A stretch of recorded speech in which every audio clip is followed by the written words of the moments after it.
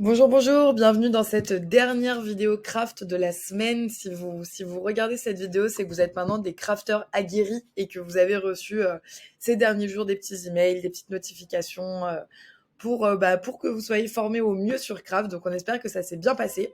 Voilà, petite vidéo de clap de fin pour vous expliquer en fait un peu mieux à quoi ça sert. C'est-à-dire que quand on s'est vu, ou si vous avez vu Léa, ou dans les différents mails que vous avez reçus, on vous a dit, écoutez, s'il vous plaît, voilà, ce qu'il faut que vous fassiez sur Craft, c'est que vous envoyez des photos de vos étapes, des photos si vous avez des problèmes, pour que derrière, on puisse justifier à notre client qu'on a cassé tel réseau, ou qu'on a pris du retard pour tel réseau. Donc c'est chouette d'envoyer des photos, mais moi je pense que ça pourrait être sympa de vous expliquer à quoi ça sert et comment ça va se transformer sur l'application. Donc je vous rassure, vous avez rien à faire, hein.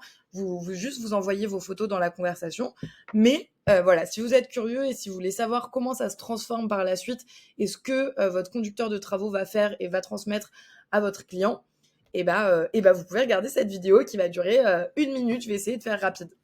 Donc là, je suis sur la version ordinateur. Vous connaissez plutôt la version téléphone, je pense. Vous avez donc les conversations, donc les chantiers sur la gauche. Ici, la zone de discussion. Et à droite, un petit panneau qui s'ouvre et qui se referme avec les informations de la conversation. Pour les gros chantiers sur lesquels vous avez plutôt l'habitude de travailler, on a la possibilité de faire un phasage en fait de chantier qui s'appelle les tâches, où vous allez pouvoir renseigner les étapes. On l'a vu ça, je pense, pendant la petite formation.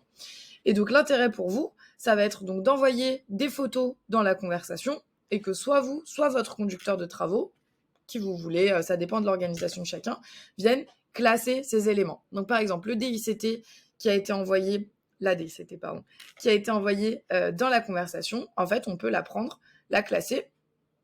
Hop, donc on la range dans le tiroir DICT et on dit ok, DICT c'est bon, et on reçoit une petite notification, on voit que la DICT est validée, etc., etc. Par exemple, donc là, si je me mets dans votre pot, j'envoie une photo. Oups, elle sort pas exactement comme je voulais, mais j'envoie une photo du coup de mon marquage piquetage, enfin de mon marquage en l'occurrence, que je peux classer ici, et de la même façon, je peux le valider.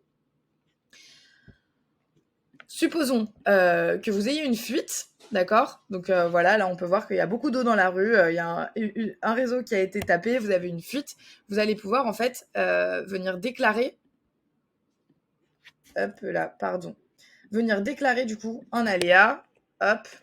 Donc un aléa, ça correspond à un problème, hein.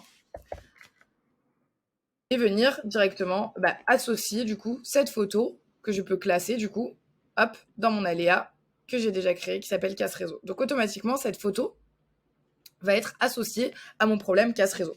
Je vais pouvoir lui associer un montant, j'en sais rien, 230 € par exemple. Hop,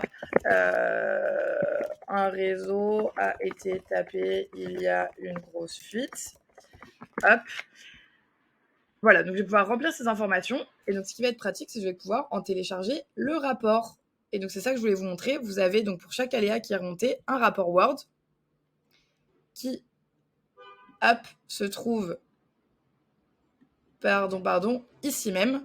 Donc, vous avez un rapport Word avec donc toujours le logo de votre entreprise et les informations que vous avez renseignées. Donc, on retrouve la photo, les champs et les observations avec le montant, la description si vous en avez une. Donc en fait, c'est ça que votre conducteur de travaux va venir télécharger et venir présenter à son client, donc un rapport qui se fait automatiquement sur Craft. La deuxième chose qui est pratique aussi, c'est que sur Craft, on a une vue qui s'appelle base de données. Bon, je ne rentre pas trop dans les détails, encore une fois, c'est juste pour que vous ayez l'information. Et vous allez pouvoir en fait avoir une vue Excel de tous les aléas qui ont été remontés, soit par chantier, soit vraiment de tous les aléas au global. Donc là, on retrouve ma petite casse réseau, hop, que je retrouve ici.